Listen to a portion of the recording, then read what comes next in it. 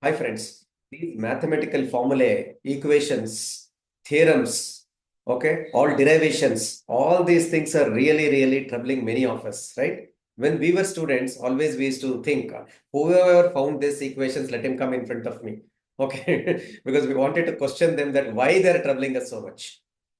But friends, whenever we are talking about these formulae and all those things in mathematics, normally we get a doubt that why do we need all these things?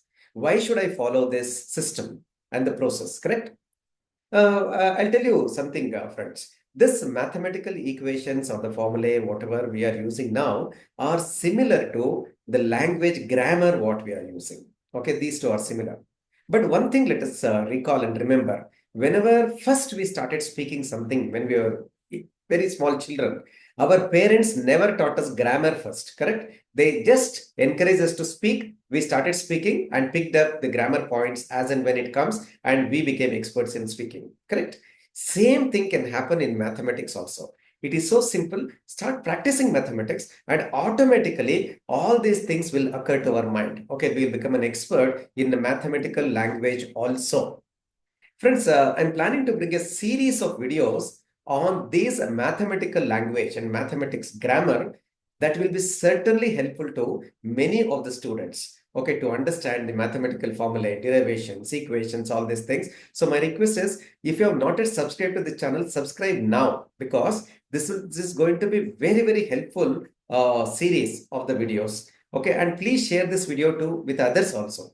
At the same time, please watch these videos till the end and try to follow all the videos in the series. Okay, in this part one of the video, I thought of taking one simple example.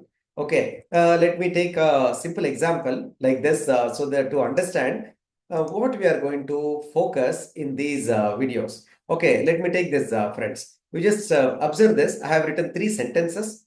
That is, one is 49 is the square of 7. And the second thing is 20 is greater than 7 and 7 is an odd number. Okay. Now I have taken three sentences and everywhere the common thing I have taken is. Okay. Please observe, is it that this is same in all the three statements? Just observe, 49 is the square of 7, 20 is greater than 7 and 7 is an odd number. Are the same? No. When I say 49 is the square of 7, what I am telling is this 49 is actually same as square of 7. So to make it very clear, I write it as 49 is equal to 7 square. Okay, that conveys the real meaning. Please see the second sentence, friends. When I say 20 is greater than 7, in English actually, I am bringing an adjective here where I am telling that 20 is actually more than 7 or greater than 7. I am bringing an adjective here. So this is not same as this, correct? These two are different. So to make it more clear, I may write it as 20 is greater than 7. This symbol clearly gives me the meaning of what I am speaking, correct? Let me take the third one. Is it the same? No. 7 is an odd number, is a statement. I am given an example of an odd number and that is 7. It is like carrot is a vegetable, right? See, though the is same in all these three statements actually, and I convey a different meaning altogether mathematically. So this is where, friends, we use symbols in mathematics to make the things very clear and very meaningful to us and to be more specific, right, friends? So this is where we use a lot of mathematical symbols and the importance of symbols of this. So now and onwards, let us not start blaming the symbols, correct? And the similar kind of example was given by Oxford University also in the best possible way.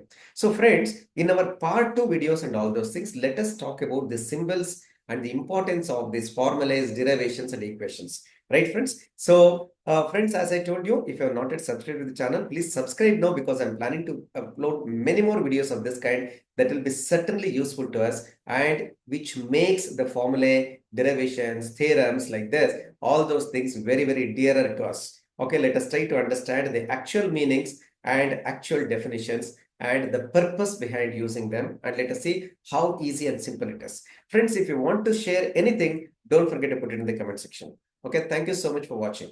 Thank you.